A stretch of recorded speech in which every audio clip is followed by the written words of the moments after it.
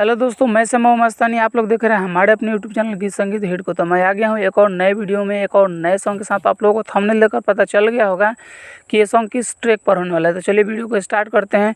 उससे पहले कि आप लोगों ने हमारे अपने चैनल गीत संगीत हिट को सब्सक्राइब नहीं किया है तो कर लीजिएगा, और अपने लिए पर्सनल सॉन्ग लिखवाने के लिए हमारे दिए गए नंबर पर कॉल कीजिएगा। तो चलिए स्टार्ट करते हैं आज का वीडियो मुखड़ा के साथ। हो तोहारा ललइका खोजा गइल हो, सदियों के काडावा छपा गइल हो। तोहारा ललइका खोजा गइल हो, सदियों के काडावा छपा गइल हो। पिया घरे जइबू तू मंगिया सजइबू, पिया घरे जइबू तू मंगिया सजइबू, हमारा संगे कके छल जइबे। घरे तोहरा आवता बारात, काल्हुए के रात तू तो डोलिया में चल जइबू।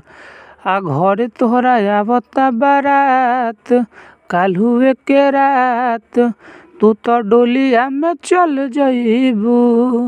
तो ये था हमारा फर्स्ट मुखड़ा। अगर आप लोग को अच्छा लगा हो तो लाइक कर दीजिएगा, और इस गाना को गाना चाहते हैं तो हमारे दिए गए नंबर पे कॉल कीजिएगा। तो चलिए चलते हैं अपने दूसरे मुखड़े की तरफ।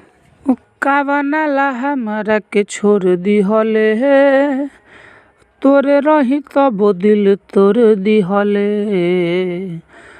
कावना ला हमारा के छोड़ दी हले, और तोरे रही तब दिल तोड़ दी हले।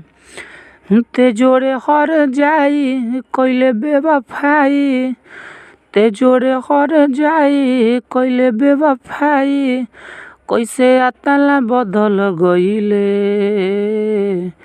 छोड़ देले हमर तेहू हाथ दोसरा के साथ, पिया घरे चल गइले।